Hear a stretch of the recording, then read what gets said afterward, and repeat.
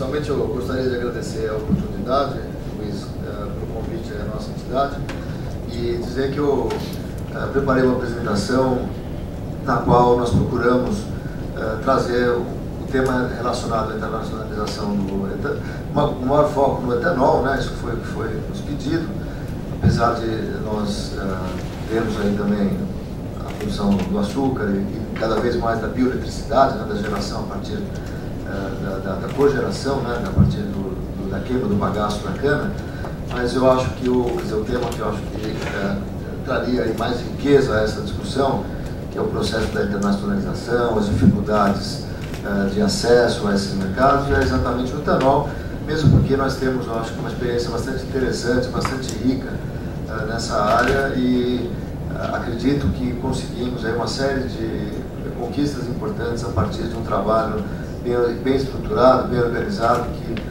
procuramos fazer nos últimos anos, com o apoio também importante mencionar, o apoio da Apex, né, da Agência de Promoção às Exportações Brasileiras.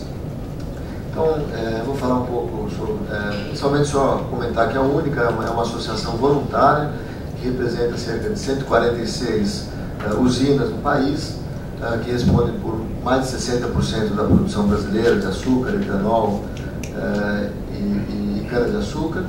E nós hoje temos cerca de 60 pessoas que atuam aí nas mais diversas áreas, né? Esse é um setor bastante, vamos dizer, rico em termos de temas, é uma área extremamente multidisciplinar, na qual a gente trabalha em temas como meio ambiente, estatísticas, comércio exterior, responsabilidade social, ambiental corporativa, sustentabilidade e uma área bastante também com ênfase muito forte na área de comunicação, né? Nós vamos discutir um pouco aí do nosso trabalho que fizemos nesse esforço de abertura de mercados. Nós temos hoje 5 escritórios, um em São Paulo, outro em Ribeirão Preto, onde nós temos aí uma inserção maior junto às regiões produtoras, um escritório em Brasília, logicamente para trabalhar em cima de governo, congresso, em termos de políticas públicas, e 2 escritórios internacionais, Washington e Bruxelas, que foram fundamentais nesse processo de internacionalização que nós temos buscado e que é objeto da nossa discussão hoje aqui. Só para dar uma dimensão aí do setor, acho que é importante dessa dimensão econômica e social aqui no país, nós estamos falando de um setor que tem 430 plantas industriais, controladas por cerca de 200 grupos, cerca de 70 mil fornecedores de cana independentes, geramos cerca de 1.300.000 empregos diretos, formais, somente considerando a indústria e a agricultura, uma receita superior a 50 bilhões de reais por ano, divisas da ordem de 14 bilhões de dólares, a grande parte ainda focada no açúcar, né, mas a expectativa é que ao longo dos próximos anos nós tenhamos aí um mercado crescente e expressivo internacional. Nós somos hoje a segunda maior fonte de energia do país, né, ficamos apenas atrás do petróleo e derivados, né, somos já superior à fonte hidráulica, à fonte hidrelétrica, né, hoje já respondemos cerca de 20% da matriz energética, considerando os transportes e considerando a energia elétrica. E, por último, mas não menos importante, somente pelo uso do etanol no país, desde meados da década de 70, com o Proálcool, fomos responsáveis pela redução de emissões da ordem de 600 milhões de toneladas de CO2, que são os gases de efeito estufa, fortemente responsáveis pelas questões do aquecimento global. Bem, então, já vou entrar direto no ponto da internacionalização. É importante trazer primeiro a motivação que tem levado os países ao uso crescente das energias renováveis, das fontes renováveis de energia, e quais são essas motivações? A primeira delas, claramente, é a questão do meio ambiente, né? O transporte é hoje a maior fonte de emissões de CO2 na atmosfera e trabalhando-se em cima da renovação, utilizando combustíveis renováveis, é uma forma bastante importante e economicamente viável de você contribuir para esse processo com base no aquecimento global. A outra, logicamente, é a segurança energética, né? Hoje, os países dependem aí de 10, 12 países produtores de petróleo, com grandes instabilidades políticas, e isso, logicamente, é um motivo de preocupação para a maior parte desses países, principalmente no mundo em que a demanda por energia é assustadoramente crescente, né? Então, ao você substituir isso por combustíveis renováveis, hoje mais de 100 países, por exemplo, já produzem cana-de-açúcar. Mais de 100 países produzem açúcar e podem, com algum estímulo, passar a produzir também etanol. Então você deixa de depender de 10, 12 países para eventualmente mais de 100 que podem produzir de uma maneira ambientalmente mais sustentável e gerar também uma importante fonte de renda, que é o terceiro motivador que eu menciono aí, para o meio rural. Lembrando-se que praticamente quase todos os países que produzem cana-de-açúcar são países emergentes, países com dificuldades, e pode representar também uma alternativa de geração de renda para esses países. Então, só para mostrar um pouco a questão da demanda hoje no mundo, né? Aí vocês podem ver nesse mapa os grandes países consumidores de petróleo, que são basicamente os países considerados desenvolvidos, são os países dos Estados Unidos, da União Europeia, e os países, os BRICS, os chamados BRICS, né? Brasil, Rússia, Índia, China e África do Sul, é onde estão os maiores, demonstrados nesse mapa, os maiores consumidores de petróleo. Bem, o que nós observamos é que boa parte desses países já passam a adotar, então, programas de biocombustíveis, que são esses agora pintados em amarelo. Lembrando que os biocombustíveis, diferentemente de outras commodities, eles, via de regra, necessitam algum tipo de política pública que induza esse consumo. Diferentemente de commodities como, alimentos, como minérios, onde, ao haver uma expansão da renda, há um aumento natural do consumo. No caso dos biocombustíveis, via de regra, é necessário algum tipo de política pública que induza essa demanda, como, por exemplo, a mistura obrigatória do etanol na gasolina, o que foi feito há 30 e poucos anos atrás aqui no Brasil, e que hoje é adotado em diversos países. Então, o que nós podemos observar atualmente, que em todos os continentes hoje, na maior parte dos países, já há programas de adoção de misturas obrigatórias ou voluntárias de biocombustíveis, de etanol, no caso, na gasolina. Então, aqui vocês podem ver, praticamente todos os continentes já tem vários países adotando, num processo já que começa a nos levar a uma situação de comoditização do etanol, que é esse nosso grande esforço, né? Bem, eu vou me focar em dois programas, só para você ter uma ideia do que nós estamos falando. Os Estados Unidos, que começaram o programa deles há 4, 5 anos, eles já determinaram na sua própria legislação, uma lei específica chamada Renewable Fuel Standard, o quanto eles querem consumir até 2022. Isso já está estabelecido. Então vocês podem ver que até 2022 os Estados Unidos já vai estar consumindo 136 bilhões de litros de etanol, mais de 6 vezes que o Brasil consome hoje. E mais do que isso, eles já determinaram o quanto eles querem consumir de cada tipo de etanol, porque eles diferenciaram o etanol de acordo com a capacidade que o etanol tem de reduzir emissões de gases de efeito estufa. Então eles já fixaram que o etanol convencional, que é o etanol de milho, que é o que eles produzem, ele vai ter um teto, que é de 57 bilhões de litros. A partir daí, eles querem consumir o etanol chamado avançado, que é aquele etanol que é capaz de reduzir mais de 60% as emissões de gases de efeito estufa, quando comparado com a gasolina. E aí se enquadra a cana-de-açúcar, que já tem um espaço pré-determinado na legislação americana para ser consumido, que é um etanol considerado superior ao etanol de milho, e também o etanol celulósico, que a partir dos próximos anos passa a ter uma importância maior, no chamado etanol de segunda geração. Então aí nós já temos um mercado extremamente importante no mercado americano, e de uma forma crescente, de modo que nós possamos nos adequar ou adequar a nossa oferta ao longo dos próximos anos a essa demanda americana. No caso da União Europeia, a mesma situação, já há uma legislação que foi aprovada recentemente, que determinou que até 2020, toda a matriz de transporte nos 27 países da União Europeia vão ter de estar consumindo 10% de renováveis dentro dessa matriz. Isso representa, por exemplo, no caso do etanol, nós fizemos uma simulação imaginando que seria misturado 10% de etanol à gasolina, né? Lembrando que a União Europeia ela consome muito diesel nos carros leves, né? Mas mesmo assim nós estamos falando de uma perspectiva de um consumo de quase 15 bilhões de litros ao ano de etanol até 2020 na União Europeia. Então, se nós pegarmos os Estados Unidos, que vai consumir 136 bilhões de litros, com a União Europeia, que vai estar consumindo ao próximo 15 bilhões de litros, nós estamos falando de 150 bilhões de litros que esses países vão estar demandando ao longo da próxima década, e de uma maneira crescente. Então, nós temos uma oportunidade hoje de ir adequando a nossa produção, a nossa expansão, de acordo com essa demanda que já está, de uma certa maneira, dada nesses dois principais regiões consumidoras.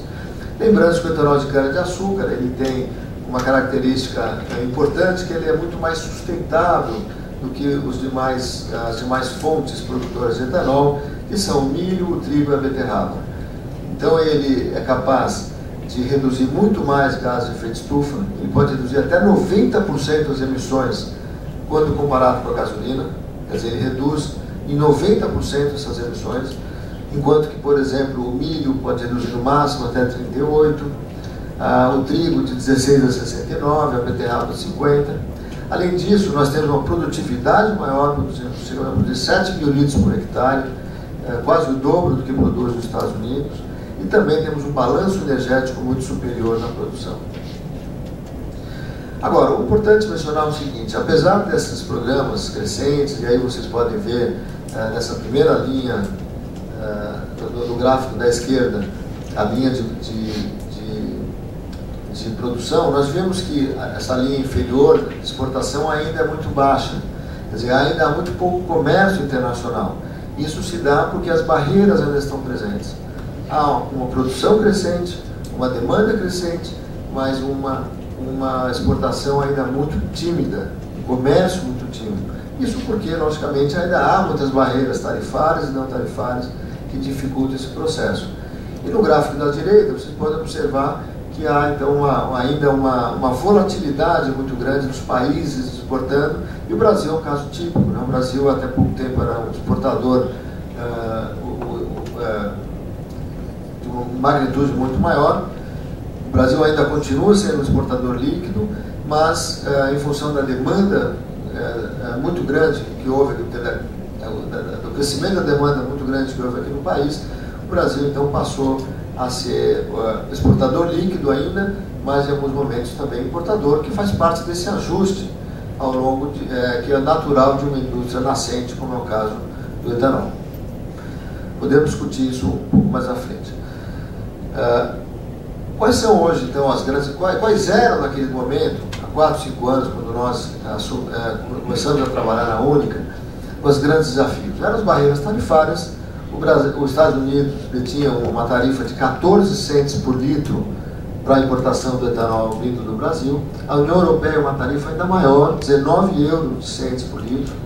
Além das barreiras chamadas não tarifárias, né, que são aquelas barreiras voltadas de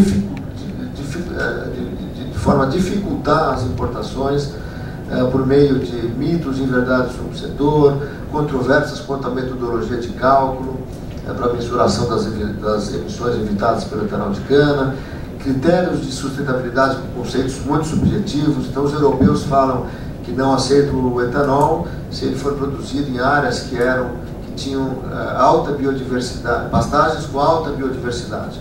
O que é essa alta biodiversidade? Logicamente, para o europeu é extremamente diferente do que é para um brasileiro, ou qualquer um que mora num país tropical. Então é importante que haja um critério, sim. Nós entendemos que é importante que haja um critério de sustentabilidade, mas que eles sejam objetivos, que eles sejam mensuráveis, de tal forma que isso não se transforme, não venha se transformar numa barreira não tarifária.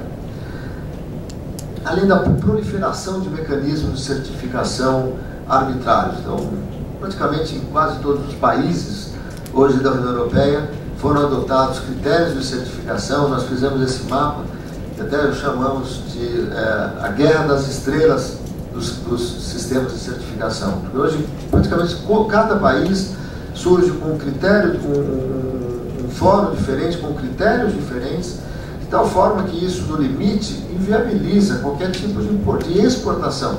Porque você sabe que, se você for exportar para a Holanda, você vai ter que ter determinados critérios. Se você for exportar para a França, você vai ter outros. Para a Alemanha, outros diferentes.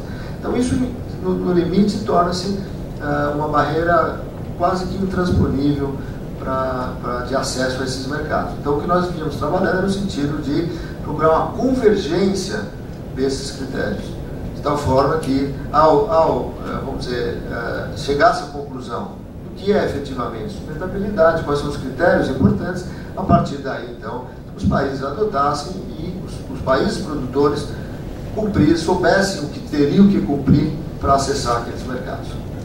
Bem, aí nós fomos à Apex, que é a Agência de Promoção das Exportações do Brasil, isso em 2008, e com o apoio deles, logicamente, com recursos da própria Única, nós começamos, então, a montar uma estratégia de forma a acessar esses mercados. Então, começou esse processo, inicia, então, com a abertura de 2 mercados internacionais, que eu já mencionei, um escritório em Washington, um escritório em Bruxelas, onde nós, então, passamos a estruturar, então, as nossas ações, utilizar esses escritórios como base para as nossas ações de abertura de mercado e trabalho junto às formuladoras de políticas locais, à mídia e às ONGs, enfim, à sociedade civil de uma maneira geral daqueles países. Criamos até um símbolo, que é esse símbolo aí, Sugarcane Ethanol, para fixar a ideia, não do etanol brasileiro, mas do etanol de cana-de-açúcar, que pode ser produzido em cerca de 100 países do mundo.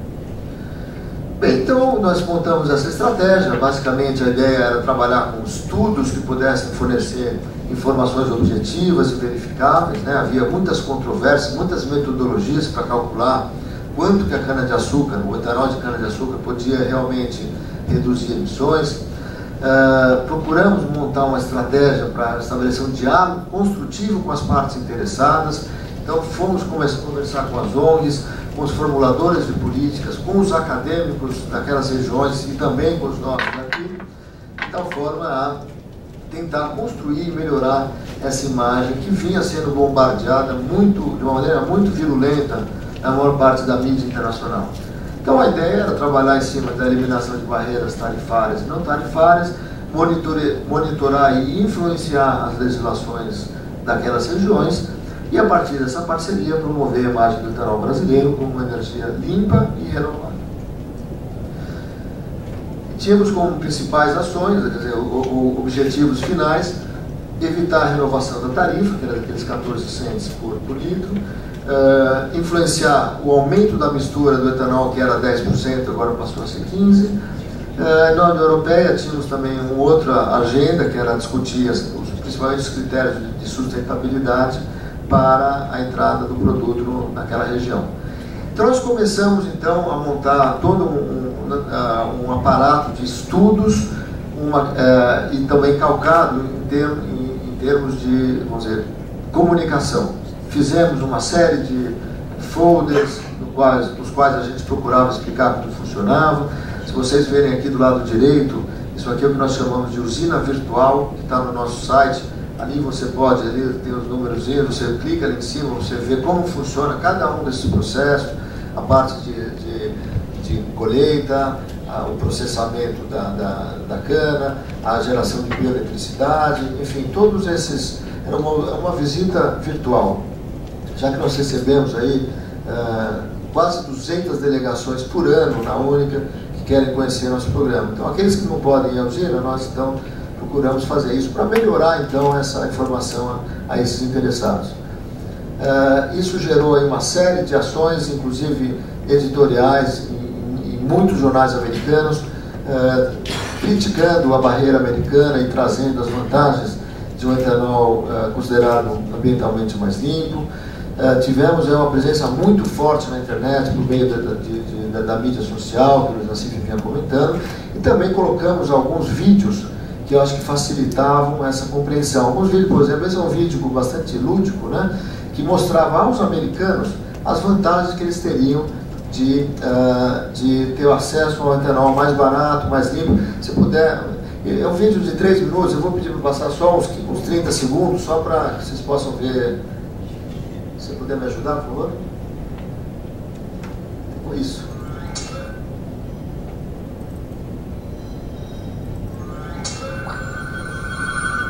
Since 1980, the corn ethanol industry has received $45 billion in ongoing government subsidies. That support is now costing $6 billion out of the taxpayer's pocket every year. What are these subsidies for? Well, one is a tax credit for blending ethanol with gasoline, which sounds like a good idea since ethanol reduces petroleum use and is good for the environment. The other subsidy is an import tax on foreign ethanol, particularly sugarcane ethanol from Brazil, the second biggest producer after the US. Now, why is that bad, you may ask? Because the tax squelches competition, and competition is good because it equals better quality ethanol and lower prices at the pump. And we could all use lower prices at the pump. Now, these two main subsidies. Ok, só queria... depois eu tenho mais um filmezinho, então eu só não queria perder meu tempo, mas de qualquer maneira isso tem no nosso site. E ali a ideia, então, era mostrar aos americanos quanto que eles estavam perdendo ao subsidiar o etanol de milho deles, a deixar uma barreira tarifária ao nosso etanol, do ponto de vista de recursos aos americanos, quer dizer, eles estavam desnecessariamente pagando mais e estavam ao mesmo tempo deixando de ter um etanol considerado mais limpo e contribuir dessa maneira, de uma maneira mais intensa ao combate ao aquecimento global. Próximo, por favor. Desculpa. Bem, fizemos ação na Indy também, a Fórmula Indy, que assim, é o que os americanos mais gostam de assistir, e isso no coração da produção de milho nos Estados Unidos. Nós fornecemos etanol de cana-de-açúcar a todo o circuito da Fórmula Indy naquele ano. Queria mostrar esse filme que nós fizemos, passou na televisão lá, durante a Fórmula Indy, nos intervalos. Se puder... I compete with sugarcane ethanol. I compete with sugarcane ethanol. I compete with sugarcane ethanol. I compete with sugarcane ethanol. I compete with sugarcane ethanol. Ethanol is the fuel we use on every IZOD IndyCar race. Cane ethanol diversifies America's fuel supply, And it should be in your tank. It's in my tank. Learn more about advanced, renewable sugarcane ethanol. I compete with sugarcane ethanol. Bem, esse foi outro tipo de ação. Durante a Copa do Mundo fizemos várias ações em Washington. Inclusive, numa delas nós fizemos uma promoção para reduzir, como a tarifa era 45 cents por galão, nós fizemos durante 2 dias, em alguns postos ao lado do Congresso americano, uma promoção de 45 cents por galão a menos que o consumidor pagava. Nós pagamos essa diferença, de forma que eles fixassem a ideia de que eles estão pagando 45 cents por galão no etanol que entrava do Brasil. Então participamos de várias feiras, temos um evento que nós organizamos a cada 2 anos, procuramos trazer gente de internacional de peso para trazer essa informação. Na União Europeia participamos também, fizemos comunicação em diversos jornais, onde há um acesso muito grande em Bruxelas, para os formuladores de política. Participamos de várias feiras também, de tal forma que nós concluímos com um pequeno vídeo, também vou pedir passar 1 minuto talvez, onde a gente procura mostrar a isso, basicamente, as vantagens do etanol da cana-de-açúcar.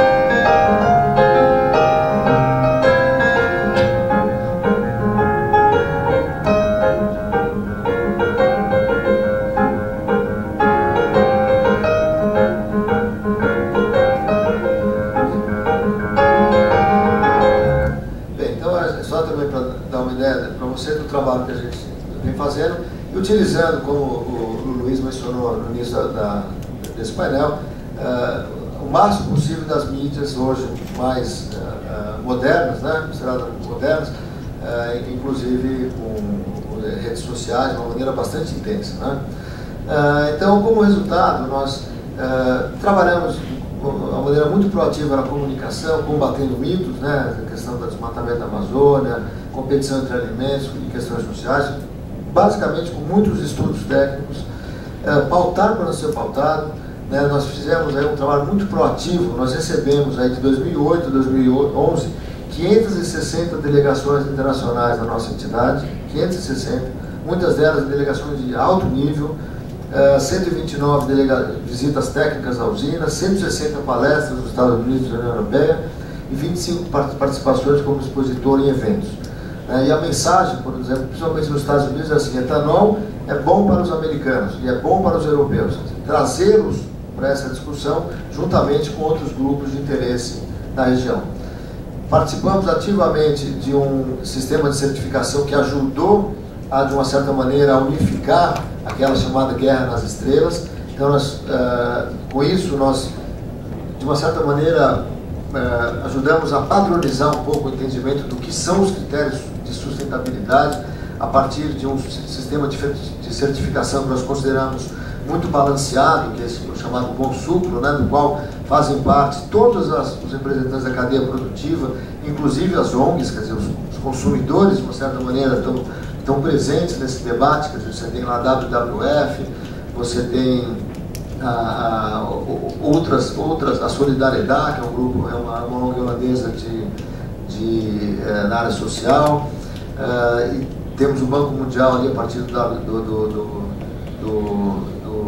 UFC, e os produtores, os consumidores. Então, com isso, nós já temos hoje 14 empresas certificadas brasileiras, 4% da área. Lembrando que isso começou há pouco menos de um ano, então é um resultado bastante positivo. Como resultado, nós conseguimos, desse trabalho, logicamente, não foi só fruto do nosso trabalho, mas nós ajudamos a influenciar o processo que derrubou a tarifa americana em 14 cents. Isso gerou, assim, nós também alteramos e conseguimos que a autoridade americana revisasse os seus critérios de sustentabilidade do etanol de cana a partir de estudos que nós contratamos aqui no Brasil e levamos aos americanos. Eles revisaram os seus cálculos que eles tinham do quanto a cana conseguia reduzir de emissões. E isso fez com que a nossa cana se transformasse num produto chamado avançado, né, no etanol avançado, o que tem gerado mais de 50 centavos por litro de prêmio por etanol no mercado americano. Isso foi um trabalho exclusivamente feito por nós aqui, que conseguimos reverter esse processo. E também temos trabalhado aí em outras questões relacionadas às metodologias que eles têm e melhorar o nosso acesso, né? Como conclusão, nós entendemos que o mercado de combustíveis deverá se expandir em função das demandas dos consumidores e da adoção de políticas públicas, né, e que o mercado deverá se tornar um mercado comoditizado. Ainda há políticas distorsivas que impedem um maior comércio entre esses países, né? Agora, exemplo do programa norte-americano, a implantação de outros programas de biocombustíveis deve mudar o paradigma, né, e permitir que os produtores, então, mais eficientes do ponto de vista ambiental tenham mais acesso, tenham mais benefícios nesses mercados. As perspectivas para a exportação do etanol para os Estados Unidos e a União Europeia são parâmetros que o setor deve levar em consideração nos seus planos de investimentos. Quer dizer, nós temos um mercado doméstico importante para atender aqui no Brasil, mas nós temos já um bom parâmetro do que deve ser esse mercado internacional nos próximos anos. Importantes conquistas já foram obtidas, mas nós vamos continuar atuando em uma série de temas importantes para juntamente com o governo, né, para desenvolvimento do setor energético, como combate a mitos, redução de barreiras tarifárias e não tarifárias e promoção do açúcar, ou da cana-de-açúcar como um elemento importante, não só no etanol, mas para uma série de outros produtos, inclusive plástico, que está sendo utilizado, por exemplo, por várias empresas hoje do mundo inteiro, né, como um elemento importante para a mitigação da mudança do clima. Então, com isso, eu acabo a minha apresentação mais uma vez agradeço a oportunidade de estar aqui hoje presente.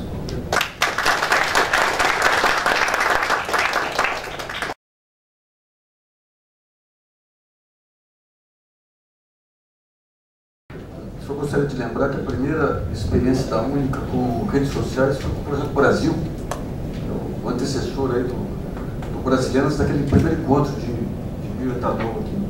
Bom, a gente tem dois quadros aqui bem significativos. Um quadro aí de caracterização de falta de regras na cadeia produtiva e um outro quadro aqui que já vem de uma tradição aí deles, do antigo Instituto do Açúcar e do Álcool, tentar estabelecer formas de mediação aí entre cadeia produtiva e os grandes fornecedores, os grandes produtores aí. Eu queria primeiro fazer uma pergunta para o Eduardo. Desse trabalho nos Estados Unidos aí com imprensa e com redes sociais, daria para você detalhar um pouquinho mais como que foi feita essa estratégia? Como foi contratação de assessorias de comunicação? De que maneira que os jornais refletiam esse jogo de poder aí entre os produtores americanos e vocês? Como é que foi essa experiência?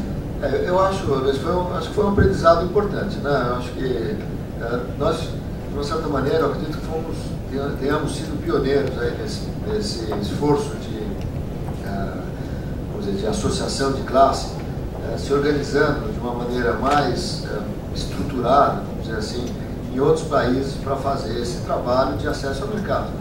Então, quer dizer, a primeira ação foi essa, né? Nós contratamos uma assessoria de imprensa, né, que nos auxiliava nesse país, primeiro a captar a mensagem que vinham recebendo por meio da mídia e também nos ajudar a transmitir essa mensagem para a mídia, para as mídias locais, né?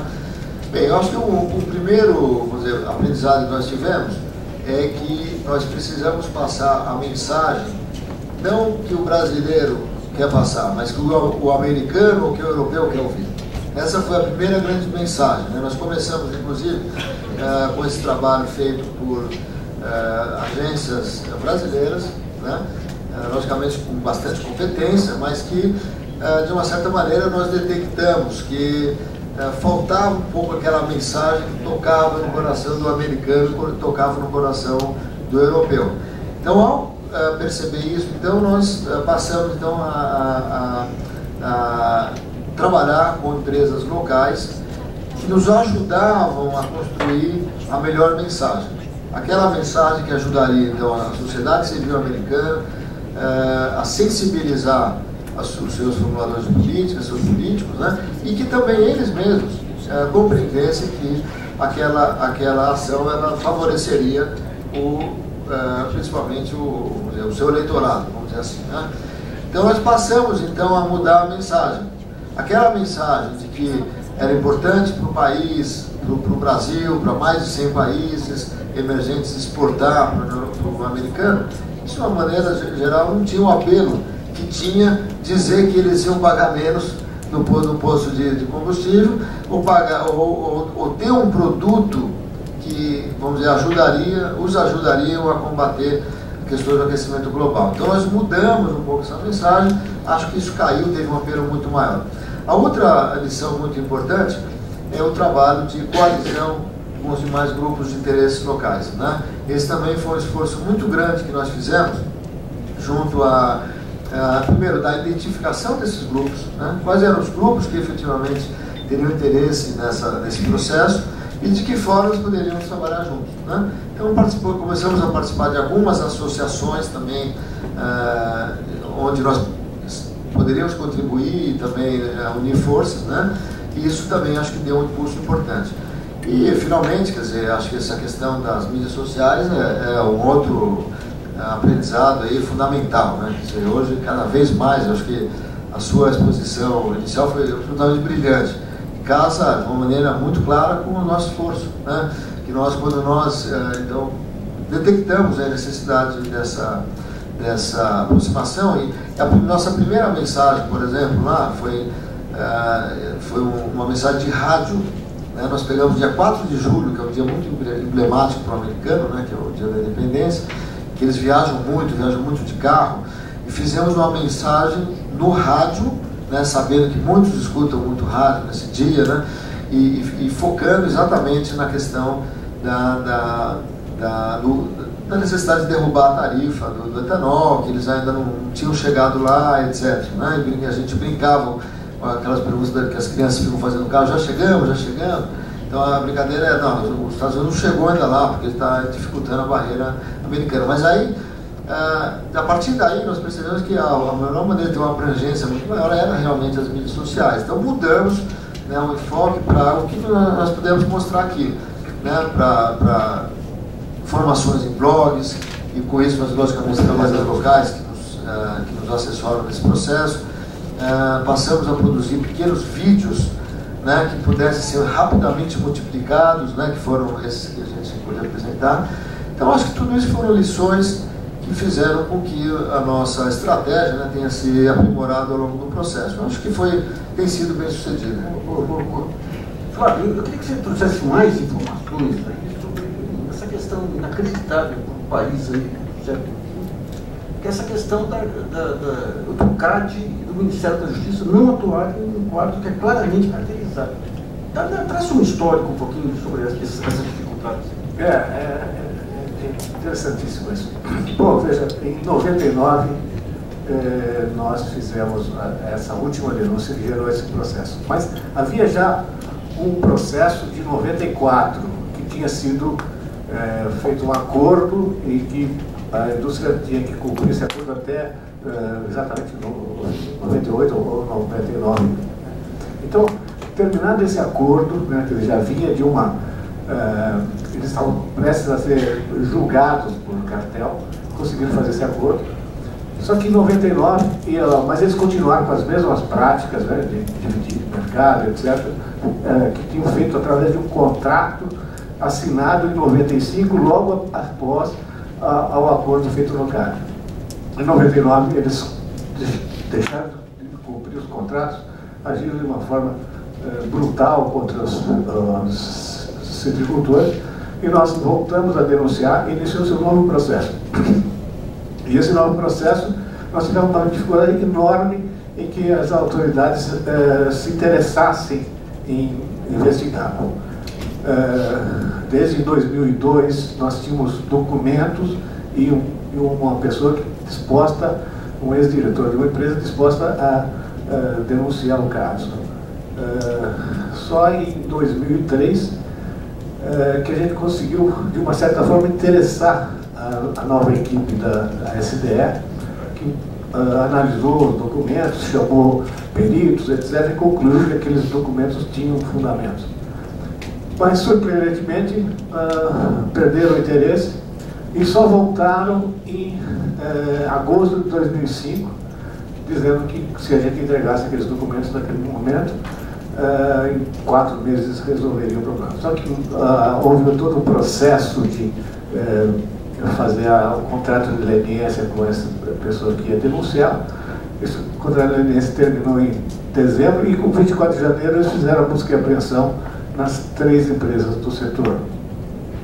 Só que, nesse momento, eles entraram com um questionamento jurídico a respeito da legalidade da busca e apreensão, e esse processo não caminhou. Quer dizer, os juízes sentaram em cima, a desembargadora não tinha interesse em fazer essa questão andar, e realmente só em 2010 esses documentos foram liberados para análise. E também, dentro da SDE, não houve nenhum empenho, né? Ao contrário, até uma das diretoras da SDE, sem nenhuma base, forneceu documentos que serviram para arquivar o processo criminal do cartel. Então houve um conluio no sentido de dificultar o avanço. A gente está com grande esperança com essa nova equipe que aparentemente está empenhada em encaminhar esse processo. Um processo complexo, né? E que você tem aí os maiores escritórios de advocacia do país, talvez do mundo, né? Trabalhando a favor das indústrias, E do nosso lado nós temos, vamos dizer, não temos recursos para bancar esses escritórios, trabalhando com advogados com menor conhecimento, etc. E a gente está capengando nessa questão. Quando se fala dos maiores escritórios de advocacia, é na área criminal? Em todas as áreas, né? Tomás Bastos também? Tomás Bastos está. E ele, vamos dizer, ele controlou o Ministério da Justiça todo esse tempo, né? Então a gente percebeu que havia todo um trabalho no sentido de evitar o problema. Teve um fato, até esqueci de contar, que é gravíssimo.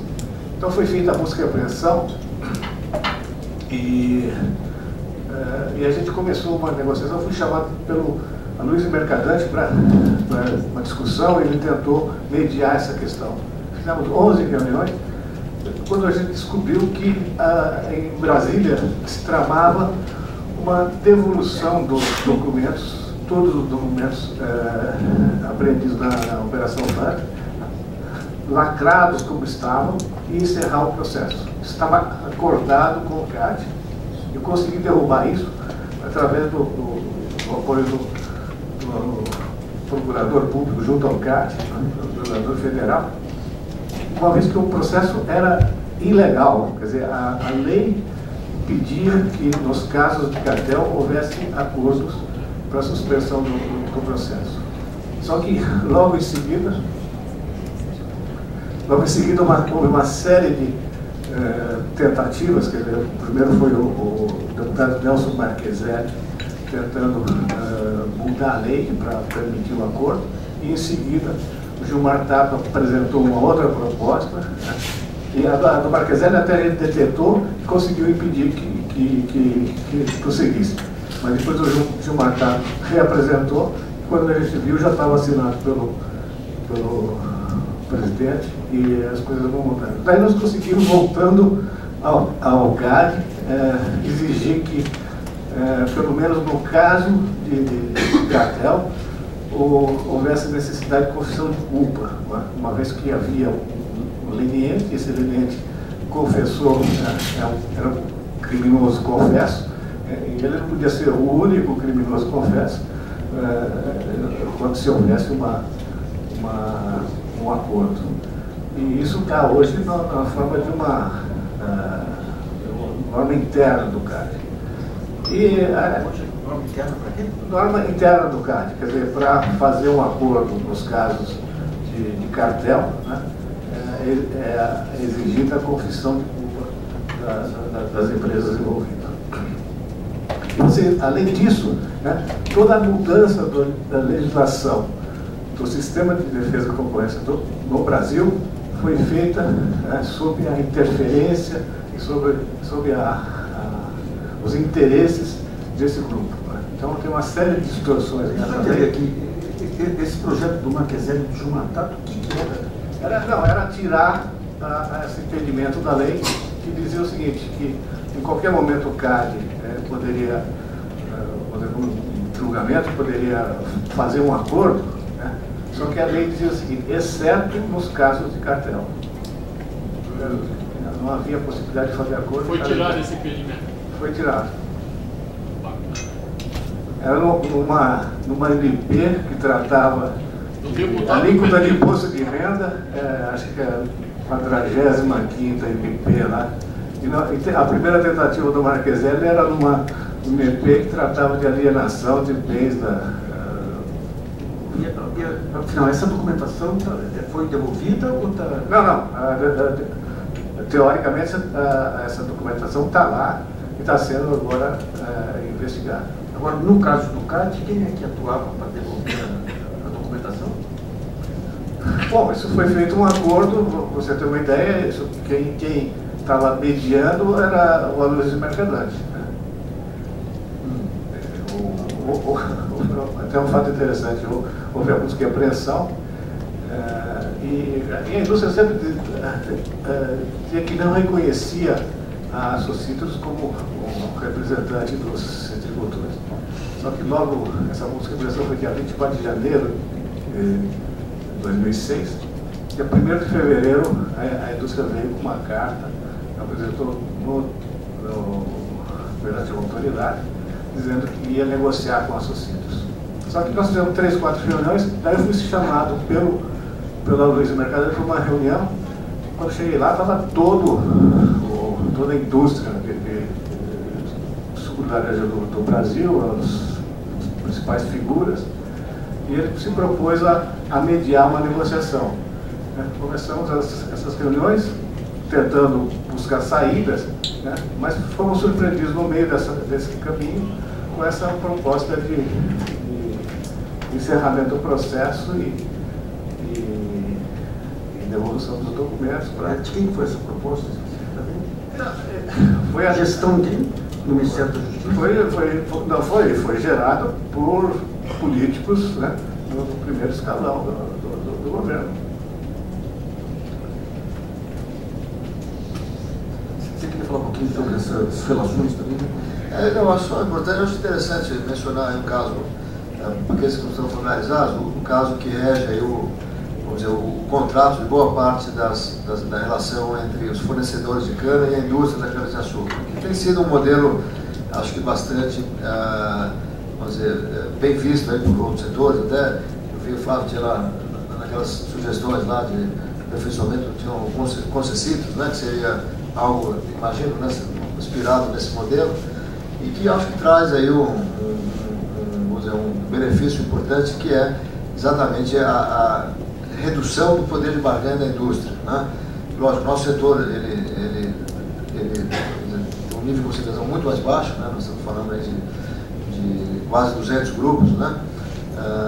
Mas eu acho que esse é um modelo extremamente interessante, porque ele basicamente, o que ele é? Ele é um fórum onde a representação 50% de produtores rurais ou fornecedores e 50% da indústria. É um fórum balanceado, não tem intervenção do governo, e no qual é estabelecida uma fórmula de pagamento para o fornecedor. Isso é baseado na receita que a indústria tem. Então, com base nos preços médios que a indústria recebe nos seus diversos produtos, e com base nos custos de produção industriais, de carregamento, etc., e todos os custos associados ao processo, então o produtor vai ser remunerado com o preço médio, com a fração daquele preço médio recebido. Isso, logicamente, tem dois aspectos importantes. Um é exatamente reduzir o poder de barganha da indústria, e segundo, você diminuir a assimetria de informação que normalmente rege essa relação, né, entre indústria e produção. Então, esse tem sido um modelo que surgiu há um pouco mais de 10 anos, como um reflexo vamos dizer, da saída completa do governo que regia o mercado, preços, cotas, etc. Houve uma desorganização inicial muito grande, os preços despencaram, etc. Então, essa foi uma forma que o setor achou de uma certa maneira, criar um fórum onde, vamos dizer, que serve não só para essa fórmula de pagamento da indústria ao produtor, mas também é um fórum onde muitos dos conflitos acabam sendo dirimidos ali. Então você tem um corpo da direção do processo e um corpo técnico, também sempre 50-50, onde as metodologias elas são feitas de uma maneira conjunta. Quando há controvérsias, é chamada uma terceira parte, muitas vezes para desenvolver estudos. O próprio GV, e algumas vezes ajudou, né, a aprofundar o estudo técnico para chegar nesse resultado.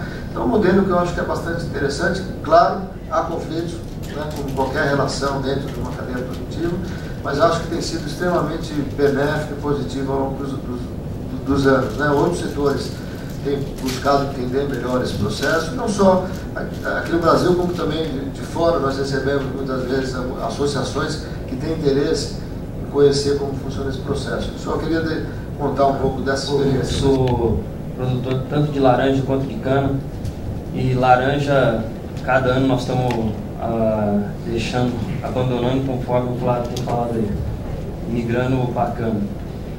Só para ressaltar um pouco, se não me engano, Flávio, o Marquiselli foi presidente da Socitos.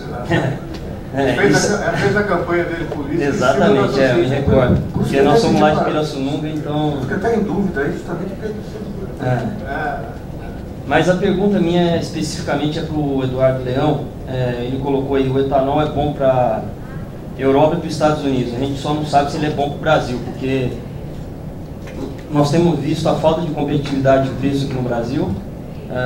Nós conseguimos, vocês conseguiram, e acho que toda a cadeia, essa vitória para fazer a exportação, mas não tem etanol para ser exportado, não tem, a produção só tem diminuído. Nós olhamos do lado do produtor, nós estamos com o valor de consecano para TR alto, mas não tem renda, a renda não é alta igual o valor, vamos botar. Isso por quê? Porque o custo subiu mais do que o valor, obviamente, e houve uma redução de imposto do governo, se não me engano, para a gasolina, para não ter aumento de preço, e para o etanol nada. A Petrobras dá a entender que legisla bem mais do que todo o setor, todo mundo que está por aí. O que é a expectativa da Única em aumentar a produção, em trazer esse valor para o setor, para a cadeia do setor, entendeu? Para as usinas, para os produtores, como você disse, a divisão ela é mais ou menos igualitária entre produtor e indústria, que a gente não tem hoje, entendeu? Tem uma oportunidade, um mercado gigantesco para ser aproveitado, mas não existe produção, não existe perspectiva de aumento de produção. Nós estamos vendo aí que cada vez mais canavial mais velho, canavial sem produtividade, enfim. Essa é a minha dúvida em relação a que vocês estão olhando para isso. Fernando, né? Fernando, acho que a sua questão é excelente. Realmente ela reflete exatamente as preocupações e apreensões que existem hoje na atividade, né? Nós temos de um lado, efetivamente, um mercado internacional extremamente grande, né? Um mercado que valoriza o etanol de cana-de-açúcar, certo? Não por acaso, o ano passado foi quadro de prêmios até 50 centavos por litro no mercado americano para o etanol de cana-de-açúcar, porque realmente a legislação, da forma como foi desenvolvida lá, ela premia o etanol considerado, ou ela premia, vamos dizer, o que a gente chama de externalidades positivas, ou os benefícios que o etanol traz, seja do ponto de vista ambiental, seja do ponto de vista social, seja do ponto de vista de saúde pública. Então, realmente, o mercado é bastante grande. Agora, a questão também no mercado internacional é que acho que isso é até positivo para nós, dado o momento atual, é que ele é um mercado relativamente nascente. Então, ele é um mercado que já estabelece vamos dizer, um crescimento paulatino ao longo dos próximos anos. Não é um mercado explosivo. Então, ele vai ser muito grande, mas ele ainda é pequeno. Isso permite que nós não possamos planejar melhor os nossos investimentos. Esse é um ponto. Então, quando a gente fala em mercado internacional hoje, nós estamos falando de médio e longo prazo. Estamos falando, e acho que isso não desvaloriza o trabalho desses mercados serem abertos. Os mercados, desejavelmente, devem ser abertos mesmo. Isso beneficia, em última análise, quem sempre é beneficiado do mercado aberto é o consumidor. Tanto porque ele tem mais acesso ao produto, como ele tem acesso ao produto mais barato. Essa é uma questão. Questão doméstica. Acho que os pontos que você colocou é exatamente as apreensões que nós temos. Hoje nós temos um custo de produção crescente. Nós tivemos um custo de produção da ordem de 40% nos últimos 4 anos.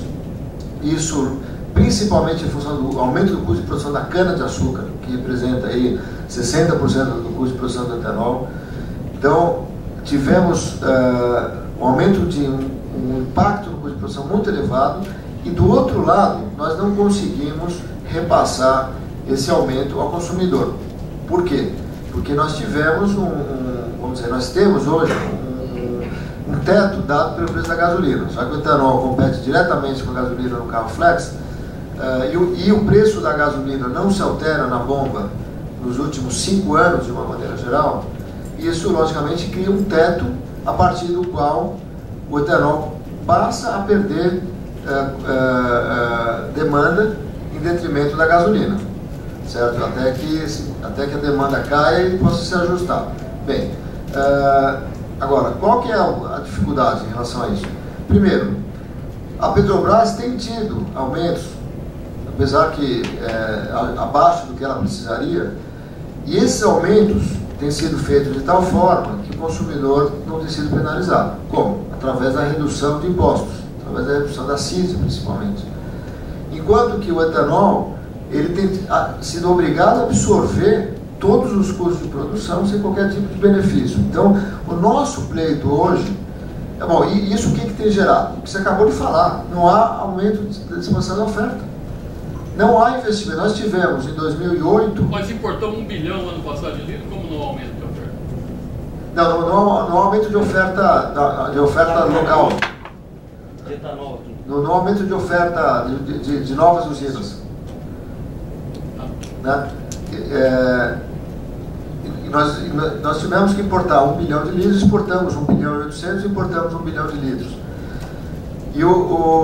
E não há novos investimentos, exatamente porque os produtores, hoje os investidores, eles enxergam essa perda de competitividade que o etanol teve no mercado brasileiro nos últimos 5 anos.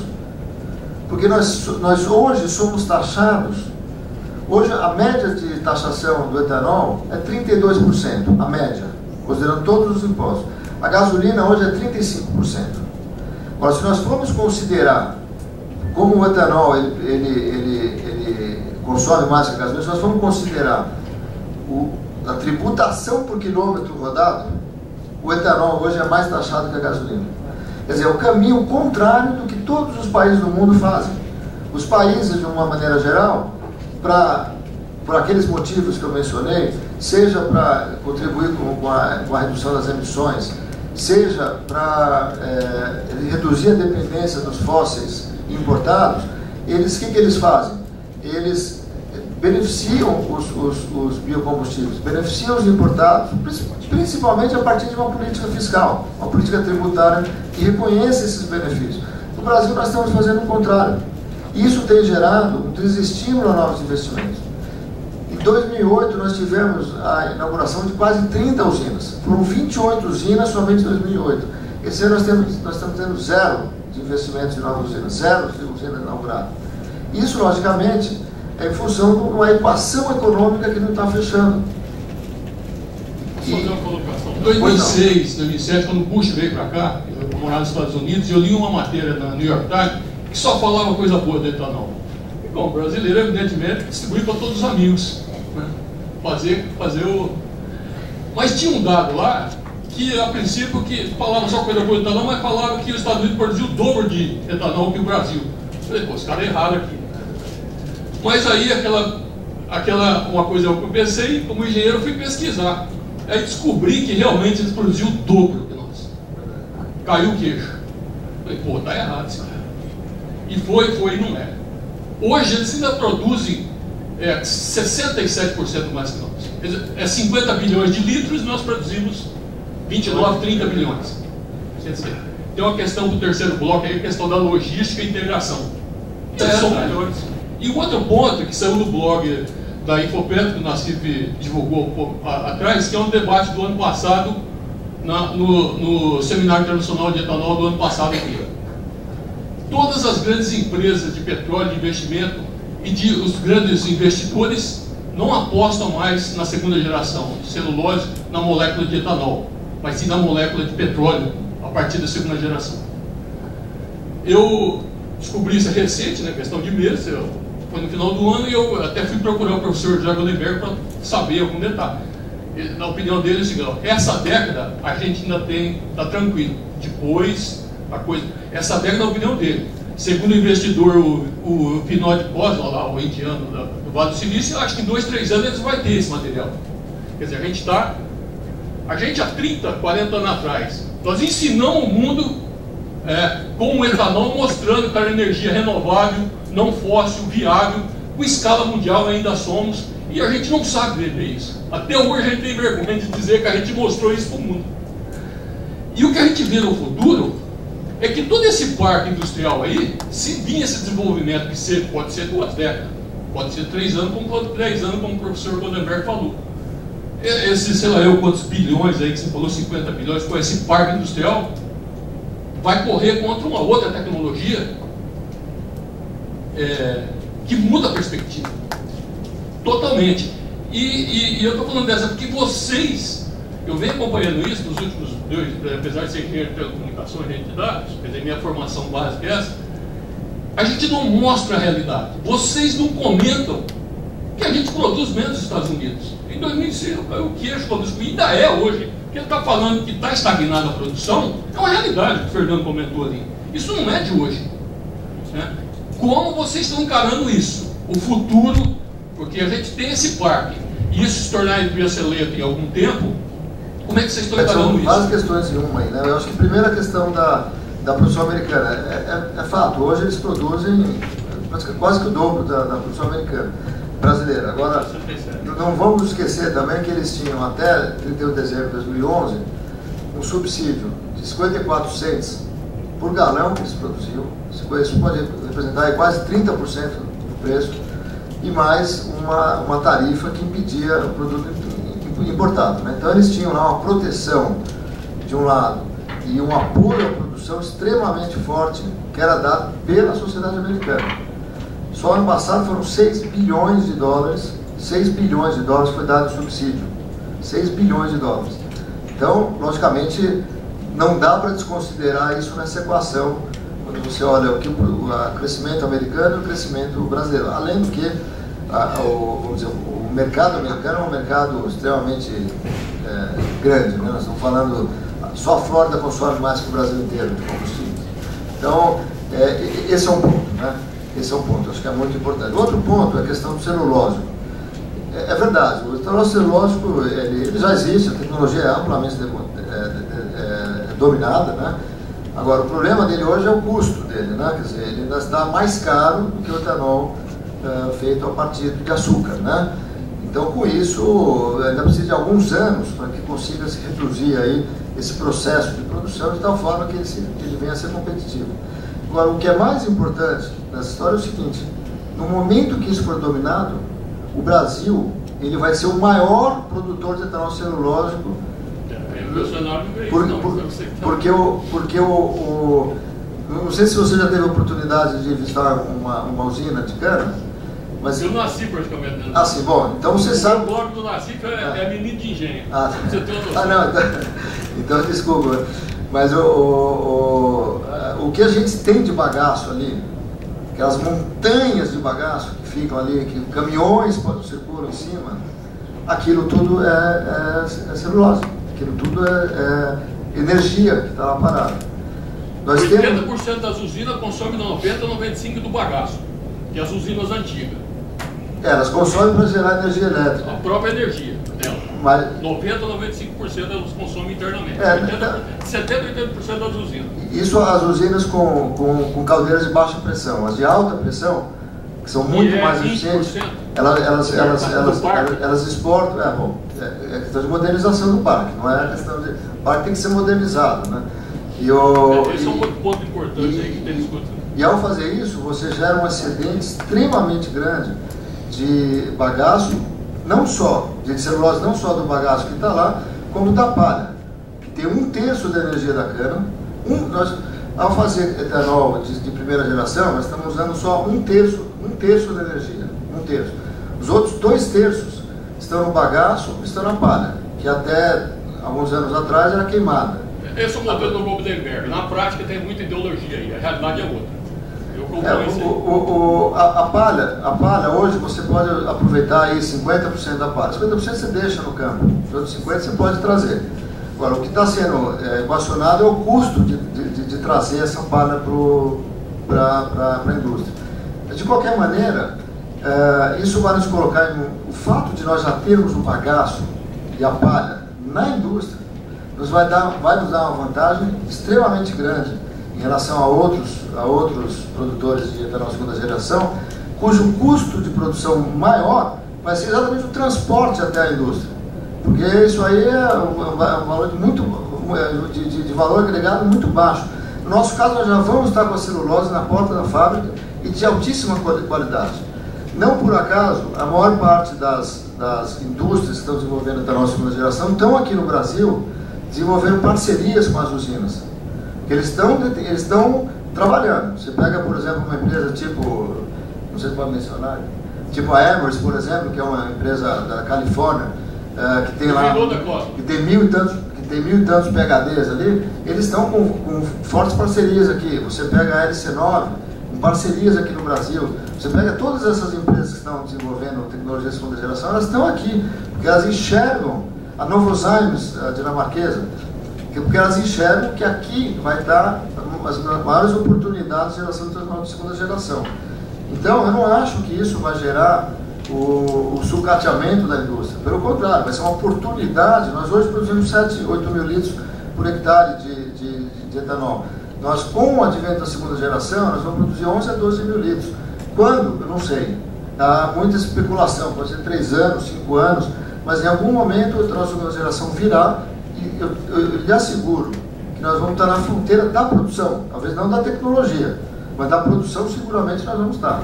Carlos Machado, da Associação do Município Citrícola do Estado de São Paulo. Só para fazer um registro da fala do Flávio, nós tivemos a oportunidade de acompanhá-lo nessa cruzada e até hoje, e o que o Flávio levanta é um componente muito perigoso para o país, que é um componente político, não é uma questão ideológica, é uma questão política. Assim como nos Estados Unidos, o mercado capturou as agências por inúmeras vezes, no mínimo 6 vezes, a legislação americana teve que se ajustar para evitar ou mitigar essa questão da captura. O Brasil ainda é jurássico nesse aspecto, criou agências, a maioria delas já está capturada pelo mercado, e hoje você vê o setor citrícola impondo regras ao Estado, à sociedade, de uma maneira muito agressiva. Você vê que o Flávio é muito educado, foi sutil e não quis citar a questão que envolve o aspecto até político eleitoral. Se você olhar o financiamento de campanha dos partidos que compõem a base do governo, os maiores financiadores hoje estão no setor citrícola, nominalmente inclusive. E todo esse périplo aí que o Flávio citou no Mercadante foi exatamente quando ele era candidato e recebeu do setor citrícola a maior doação da campanha dele. Outro aspecto de captura, eu sou membro da Câmara Federal de Citricultura do Ministério de Agricultura e Abastecimento. Se você entrar numa reunião lá, você não acredita. Quer dizer, os membros que compõem uma cadeia produtiva, praticamente a grande maioria obedece o comando do setor citrícola, quer dizer, da indústria, e não do setor. Você vai na Universidade Brasileira, não é diferente do que aconteceu na crise financeira de 2008 nos Estados Unidos. A própria universidade era capturada com financiamento de pesquisas, e doutos PhDs da Universidade Americana escreveram artigos a favor do livre mercado, da falta de controle do mercado, a favor de derivativos, EDs e outras coisas mais que todo mundo aqui não conhece muito bem, não precisamos dizer. O perigo hoje é isso, e o Eduardo comentou aí, felizmente ainda, Eduardo, nós não estamos ainda com o segmento capturado, porque a Petrobras é sócia também, indiretamente, se beneficia. O problema é estratégico. Nós tivemos uma reunião lá única essa semana e sabemos quais são as projeções para 2020, que é equilibrar isso. Mas eu quero aqui fazer esse registro, que hoje, no país, determinados segmentos da economia capturaram o Estado e passam a fazer do mercado uma questão de política interna da empresa. Eu diria que hoje, talvez seja o maior desafio brasileiro. Quando você pega os serviços de concessão no Brasil, aí, você tem um baita esforço para tentar modernizar a gestão brasileira. Modernizar a máquina pública é complicado, porque você tem todo um conjunto de rituais, leis, e a parte fácil de modernizar é a concessão, que é só você cobrar um contrato. Mas você tem praticamente todas as agências que ocorrem hoje com telefonia celular, eu diria que esse esforço de modernização aí, esse talvez seja um grande desafio. Primeiro por Viegas, eu sou produtor, tá? Produtor na área de pecuária. Há 3 anos atrás, meu avô, numa fazenda que a gente tinha na região Barretos, estava pensando seriamente na silvicultura. A área queria destinar a 600 hectares. Só que na hora que a gente foi ver as planilhas de custo em relação ao insumo e paga para o produtor, ele caiu para trás, certo? O que está sendo feito a Socitos de concreto na relação do preço de contrato para nós produtores? O que ela está, assim, qual o grau de competitividade da realidade do preço do mercado que a Socitos está conseguindo? Bom, você viu, as instituições foram capturadas por esse setor, por setores da economia brasileira. Eu estive dia 5 com o ministro da Agricultura e eles falaram que eles estavam negociando. A indústria oferecia R$8, né? E ele tinha uma proposta da Câmara Setorial, né, de R$11. Eu falei, mas a Câmara Setorial, eu presidi a Câmara Setorial, ela não tem mandato para negociar preço de coisa. Eu falei, o custo é R$18,80 da Socitos. A planilha da Conab dá R$14. Né? E onde eles estavam tirando esses R$11 para negociar? Quer dizer, o ano passado eu fiz participar da negociação com o antigo ministro, e a gente percebeu que, no fim, a indústria impõe a questão. Nós começamos a discutir a questão de estoque, né? Isso caiu em preço mínimo, que virou preço máximo, que virou preço do governo, né? Quer dizer, a indústria domina toda essa questão, né? E essas negociações que estão ocorrendo no Ministério não estavam tendo a participação nossa, né? Eu exigi uma audiência com o ministro para falar, não, eu quero participar dessa discussão. Então, essa é a questão. Eles capturaram todo o governo, toda a mídia, tudo, e a gente não tem espaço para negociar. Só um breve relato, a questão do Concessitos. Nós defendemos o Concessitos desde 2000, a indústria sempre se negou a negociar. Repentinamente, a indústria que passou a liderar essa questão e queria me oferecer, né, nos oferecer o Concessitos. E daí eu fui chamado, né, por o controlador do segundo grupo, aí, hoje do primeiro grupo, e ele me disse o seguinte, não, você vai assinar o Concessitos? Eu falei, eu estou negociando. Não, eu quero saber se você vai assinar. Assinar o quê? Não tem nada deu uma proposta para eu assinar. Daí eles saíram dizendo o seguinte, que a Socitos era contra o Concessitos. E tentaram, vocês, acho que quem conhece o setor, acompanhou a palhaçada que foi, né? Que no fim a indústria colocou a sociedade rural brasileira como representante dos citricultores. Eu sei que tem pouca representatividade, eu fui diretor, sou sócio lá. E